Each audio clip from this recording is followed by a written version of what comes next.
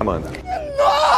Zé, queria te perguntar um pouquinho sobre o cenário eleitoral do ano que vem. Ontem a gente viu, ontem à noite saiu mais uma pesquisa Data Poder, né, que mostra o presidente Lula, ex-presidente Lula na frente no primeiro turno, com 40%. O quê? O presidente Bolsonaro com 30% no segundo turno em todos os cenários. Bom, o presidente Lula venceria do Bolsonaro e Bolsonaro perderia para todos os outros candidatos num hipotético cenário de segundo turno. Tem isso e também, por outro lado, que você pode comentar, Zé, e tem outro lado que também essa movimentação na terceira via parece ganhar alguma tração para escolher um candidato. Então você tem as prévias do PSDB se aproximando, eu queria saber sua opinião sobre isso, sobre se o Eduardo Leite começa a ganhar algum favoritismo. A gente tem a fusão PSL-DEM, tem o Moro se colocando de novo no xadrez político, dizendo que, acho que no mês que vem, em novembro, deve definir se será candidato ou não.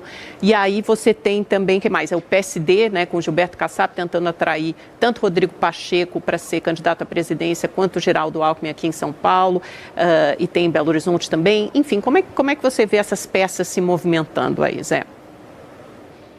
Você disse muito bem, é o mesmo movimento. Me disseram ontem que, inclusive, a candidatura do senador Alessandro Vieira e toda essa união do PSL com o DEM, tudo isso tem a ver nesta tentativa de se formar um candidato do centro, né?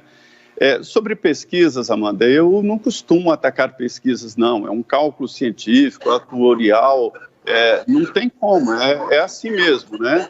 E mais, não é só um instituto, mas várias empresas. Eu também não gosto da palavra instituto, não é instituto. É uma empresa que tem faturamento, que tem empregados, folha de pagamento e precisa faturar. Então, não é um instituto que está ali. É uma empresa que faz pesquisas eleitorais encomendadas e pagas. Mas há uma coincidência entre as empresas, que é essa, e resumindo o que você disse, as empresas estão dizendo que Lula ganha em qualquer cenário e que Bolsonaro perde em qualquer cenário. Mas aí, ligando a essa conversa inicial da formação do centro, é de que perceberam que dados escondidos nestas pesquisas estão que muitos não querem nem Lula e nem Bolsonaro. E é aí que eles apostam na possibilidade de pegar esse pessoal e empurrar o Lula do segundo turno. Mas muitos já estão dizendo que, na verdade, a tentativa é de empurrar o Bolsonaro do segundo turno, o que eu acho muito difícil. Então, somando, as pesquisas são científicas, erram porque os dados foram inseridos de forma errada ou porque foram inseridos de má fé. Agora, a união, esse movimento que está acontecendo é real e forte. Eduardo Leite está crescendo. Se ele ganhar do Dória, facilita muito aí a definição desse nome para o centrão aí da política. É verdade.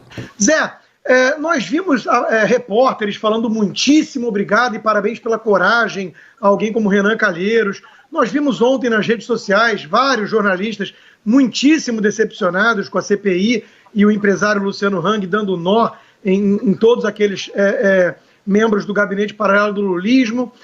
Nós vimos vários jornalistas levantando o hashtag Fique em Casa, economia fica para depois, endossando essa narrativa, né, do governador João Dória, do próprio Rodrigo Maia e tantos outros, e hoje parece que eles só falam de economia para culpar o governo Bolsonaro, ignorando inclusive o que está acontecendo na Venezuela, na Argentina, na China e no mundo todo.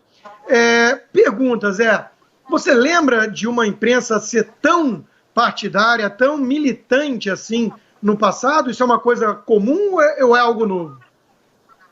Há uma mistura, é novo, não me lembro, inclusive essa transição do Fernando Henrique, que a imprensa tinha uma boa vontade muito grande com o Fernando Henrique, né?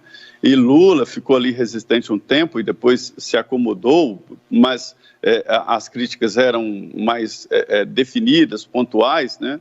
E agora não, a coisa desandou. Constantino, eu visitei nos Estados Unidos aí vários veículos de comunicação.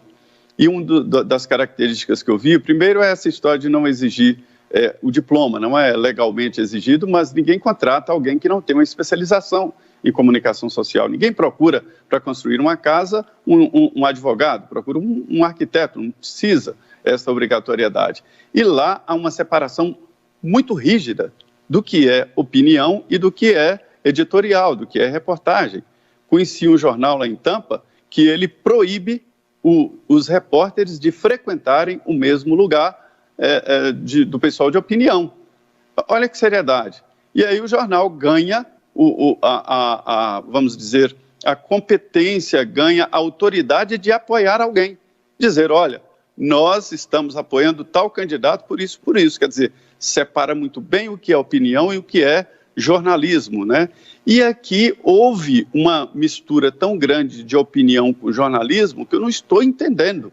Eu, com toda a minha experiência aqui de cobertura política, já não estou mais entendendo o que é jornalismo opinião e o que é jornalismo do dia a dia, ou seja editorial.